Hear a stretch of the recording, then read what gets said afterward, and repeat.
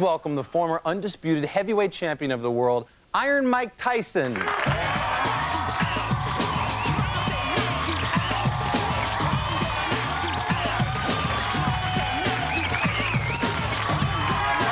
everybody.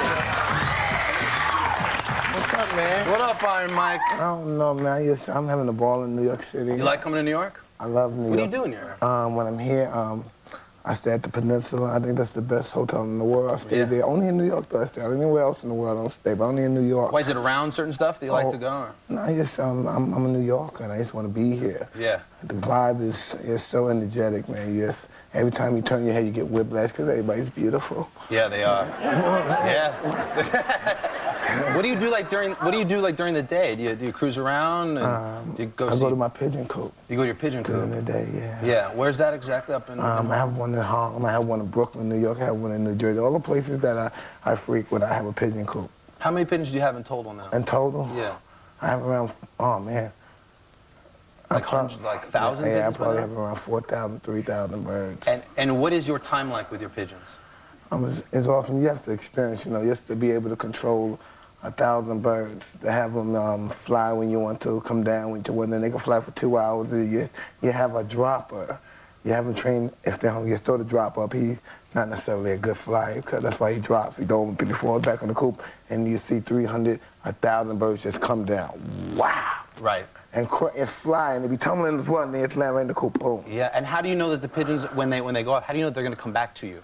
Well, in the beginning, there's always a chance. You go through the proverbial feeding them, putting them in a cage, and just... they know that that's home, then to come back to it. You like to figure that out. Not all the birds figure that out, that we love them and we don't want them to leave. We're going to give them everything we can. We'll kill somebody if they threaten them. Yeah. But they say, we don't want to be here. We miss our girlfriend. Yeah. And they leave. And sometimes I was taught by older Puerto Rican men, don't get attached to these, bro. I was a little baby, said, don't get attached to these. This will ruin your life if you get too attached. And I remember one of my birds, I had a bunch of birds, but when I let this bird, I had it like in for 7 months. I had it, and I'm the kind of guy, I get a bird and let it out in 10 minutes. But I had this bird there, and somebody said it was someone else. I even plucked it. The wings grew back. So it couldn't fly away from you. Yeah, and I left it around the coop, got familiar with the atmosphere, and when I let him out, the wings grew back. I let him out. He didn't even touch the roof. He just, boom. Just took off. Yeah, and I was devastated. Everybody said, I told you should have told him. I told you. Why you let him? I told you should have bred. I told you. Yeah, you should have listened. Yeah, I should have. You know, I have to tell you, the very first time I met Mike Tyson, you'll never remember this, back in '98 at the MTV Video Music Awards. They had a party right over here at Bryant Park, and I was online at the buffet, and I turned around and whack, I smack right into somebody, and I turn around and there's you. And I'm thinking at this moment in time, I'm a big fan, I've never met you, and I want to say something to you that not everybody says. I have this way when I'm in a strip club too. I want to make an impression, I want to say something that everybody else doesn't say. And I'm racking my brain, what can I say that no one has said to Mike? And I put my hand on your enormous bicep and I said, hey, champ. Now where are we at? Is that the stupidest thing? We're in Vegas? No, we were right here in New York. Now listen. I'm an idiot. If I was in Los Angeles by Hollywood and Vine, I might have given you a knuckle sandwich. Yeah. But since we're in New York... But people are probably very intimidated to come up to you. When people meet you in public, what is their perception? Are they timid to come up to you? Depends on who meets me. What if it's just somebody when you're at a restaurant, they want to come up and maybe get an autograph or say hi or something? Yeah, they come in volumes. When they come in, sometimes masses of people. I enjoy it sometimes. Sometimes if I see a young lady I may like, I'll say, wow, I may get some attention. Yeah, come on, I'm a nice guy. Wow, he's a nice guy. He really likes his fans. Then they go up there, bang, I got him. Yeah, that's it. Yeah. You gotta use it for you gotta use it for the advantages sometimes. Not everybody is everybody has the great rap verb ability, the ability to talk people into their arms. I'm not one of those persons. No. Do you get shy if an attractive woman comes up to you? If she's aggressive, yeah. What do? Do you send her back down? What if you think she's very attractive and you like to get to know her? I don't know. I've done a lot of things in different situations. Yeah. What's like the craziest thing you ever did? I don't know. I don't know which one. All right, let's move on. I heard a rumor that you were actually thinking about getting the tattoo removed. Is that true? No, that's not a rumor. I have to finish it, not even finish it. You're gonna finish it? Yeah, I have to finish it. You know, the artist is just, if it's not finished, you know, he called me and said, when will it get it finished? I hate seeing it on television, it's not even done. Everybody like it, it's nothing. They don't know. I said, I'm gonna get it, chill out, brother. Why do people give you a hard time about that? It's cool, it's just a tattoo. No, but it's their art. Right. Just like, I may say, I want to fight that guy now. Get the guy. Why can't we get that guy? Remember, the artist is not just a tattoo. He will be assaulted if you say, that's just a tattoo. No, but I mean, people in the public, they freaked out when you got it. Because they're, not to be violent towards anyone, but they're somewhat a little ignorant. I don't mean that. So the people are ignorant. I don't know. They see a tattoo on somebody's face. They say, why your face? Right. I don't know. It's not my face anyway. You know, it all belongs to God. So, you know, it really doesn't belong to me. So I do it anyway. So fair enough. That's probably even worse doing it to somebody else's. All right, let's talk boxing for a second. Because so many of us have seen you just destroy people in the ring. Who's hit you the hardest? Oh, man, shoot, I've been hit hard a lot of times. Can you think of somebody that... No, listen, right, it's really not necessarily the hardest. I fought harder punches than Evander Holyfield, right? And not because he was just one ponderous puncher or a snappy one-punch knockout artist, because thank God I'm very capable of taking punches, and he just hit me so damn often. Damn. It just, oh, man. Unrelentless. I said totally different than a big boom, boom, and then a boom, boom, boom, boom. Whoa. And what about for you? When you load up, for those of us, put us in the ring. When that fist hits somebody, what does a knockout feel like coming from you? I don't know. I never hit myself. I guess, I don't know. It has an equivalent to maybe a great home run hit, right, or a great golf, because you don't feel it. And that's the one I go, you just don't feel it. And do you know right away when you hit somebody when it's one of those Not necessarily, because sometimes you hit a guy, you just flush and go boom, and he doesn't go nowhere. And sometimes you tap a guy, you hit him on top of the head or something, it depends on the individual at a particular area he's vulnerable at. Some people just have like Jerry Cooney, for instance, was a weird guy. You know, he had a good chin, you know what I mean, for a white guy. He had a strong chin. Yeah. But as soon as you tapped him on top of the head, he hit for a bow. That was it. Yeah, so certain people have different spots you hit them in, I guess. Will we ever have another great white fighter in this country? I don't know. It all comes down to dedication and consistency. They have to want it, I'm sure. If there ever was one, there could always be another one. It's all about the one. Listen, the Jewish guys don't have to fight no more. Most of the Irish guys, they like to fight, but they don't have to fight no more. Right. You know, that's just not the circumstances. Now, the Latino fighters are astonishing. You know what I mean? Now you're at the age, it's almost like when Sugar Ray Leonard was fighting, when they took over the spotlight with him, Duran and Benitez and Pepino Cuevas and those, and Tommy Hearns, they took over the spotlight for 5. And these are heavyweights. For like 7 years, these guys took the spotlight. No heavyweight was even mentioned until Ali came out of retirement in 1980 to fight Larry Holmes, but nothing of any strength, substance. Those guys, man, they was everybody here. Even if I didn't like them, I've always bet against them when I was a kid. You know, you little money you have you get your milk and stuff at school. Come on, I'll bet you that. I bet you you're gonna beat his ass, right?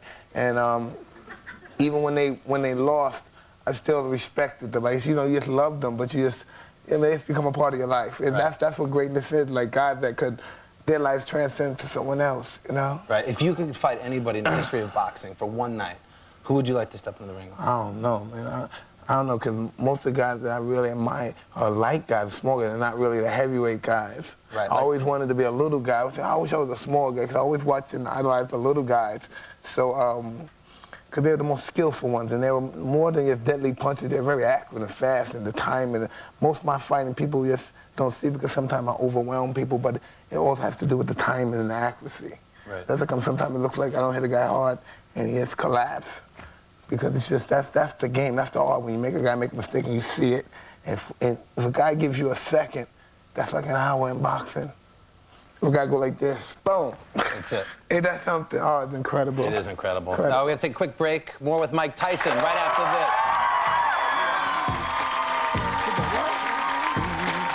Yeah.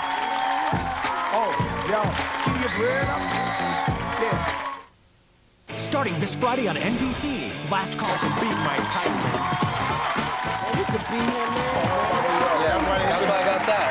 That's why they hit the motherfucking building. Cause it's all about New York. It's all about New York. We're talking with Mike Tyson, everybody. Welcome back to the show.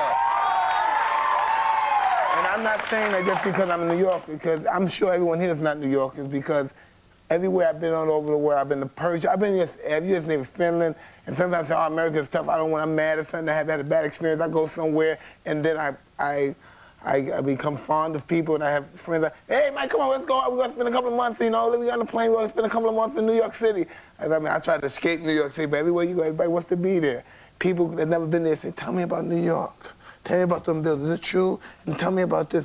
And I said, well, just come on, get on the plane. And when people go there, they'll never come back. They love New York. They love it here. They never come back. Yeah. What about music? Tell me about growing up here. We were talking about 50 Cent a minute ago. I used to love to watch him. I remember he used to come out to PE.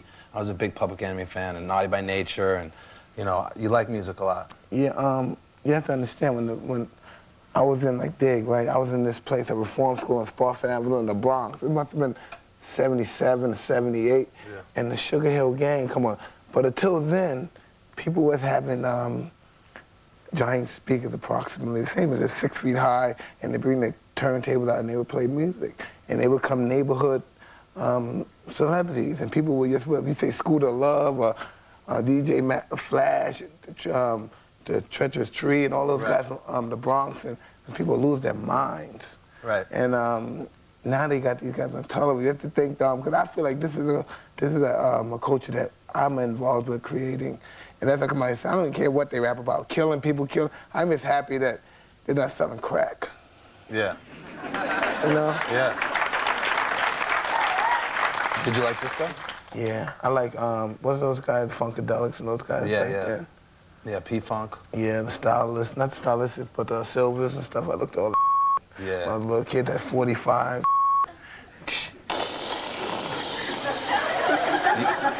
You know, we used to always buy my mother Bill Weathers, Lean On Me. Yeah. My mother was always drunk, too. Lean On Me. Did you play it, and you play the record out loud? Uh-huh. You play the... No, I'm trying to break the mother.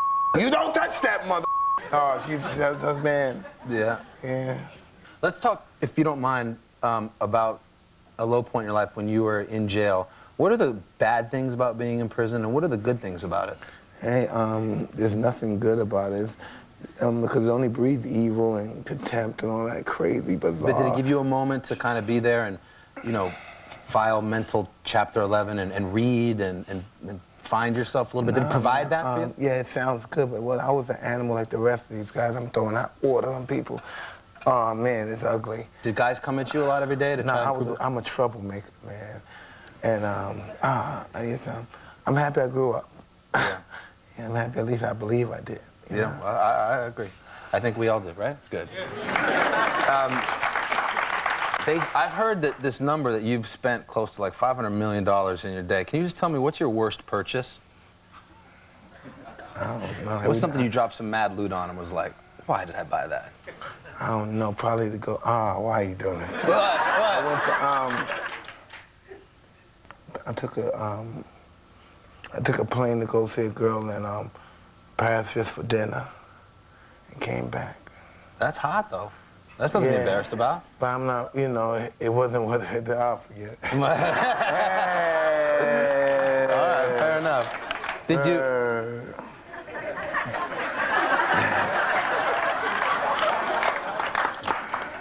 I thought it was some pimp to take a chick out in New York to, like, Tavern on the Green. You know, I thought that was good. That is some real pimp.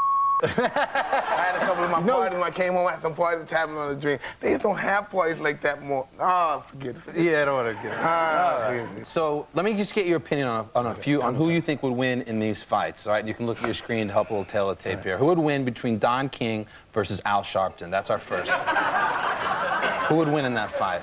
I think Al's got some weight on him. No, I don't know. Darling killed somebody. I don't know. But my man from Brownsville, right? You know. Yeah. I'm going with Brownsville. All right, good. Next up, Jennifer Lopez versus Madonna. As far as doing what? They'll fight. Each other fight? Yeah. I like Madonna. She's from Detroit. We got Jenny's from Boogie Down. The Bizzle Deals down. She's very comfortable with her gluteus maximum. It's showing a lot now. It's spreading. Jennifer Lopez? It's spreading. Yeah, she used to hide it. Seems like now she's flowing it, as she should. Yeah, well, you know. Yeah. All right. How about France versus the United States, Mike? Who would win in this fight? They weren't quite there for us when we needed them, but any thoughts? I don't know. It's just, you know, sometimes in our country, we have a lot of Benedict Arnolds. Like, so the fight really went down. We don't know how many of the guys here might flip and go to France. That's true. That's a good point. You know? Yeah, they might, those bastards. But that's real, though. Yeah, no, I feel you. No, but they ain't giving up their fries. Tell me about it. Prison, fries go to prison. Forget it. They fighting on France side. Yeah. Papa Smurf versus Snuffleupagus. This would be a big fight here. I like stuff. No, Papa Smurf might get him and go up in his nose and ram him with his brain. My analogy is right. All right, listen, we're going to go, but we have a gift. I don't know what to get you, Max. I'm so happy that you agreed to come on the show, and this has been one of my favorite interviews. Oh, man. So I hope this is okay, but I wanted to get you a pigeon because I know it's near and dear to your heart, and so there's a gift for you. Hey, man. You could name him Carson, maybe, to remember our time. Yo, listen. Oh, this mother getting fly. Where you get him from, Carson? We got him from just down the street. Yo, man. Oh, Carson, man. How you open the cage, man? What's going on here? I don't know. Get away, you. Get away. Get away. No. How you get in here, Carson? What do you think? It's a pretty, is it pretty? No, it's a piece of Carson, but I'm going to discuss it and tell you why. I'm gonna Is it really? Well, I mean it from the heart. No, I'm serious. I'm breathing. I'll do something. I give them to my hawk. I got a hawk there. Yeah. You know, it works right now. Oh, okey-doke. Well, it was nonetheless, thank you Can for we being open here. this cage? Anybody here have the... We'll open it. Iron Mike Tyson, everybody.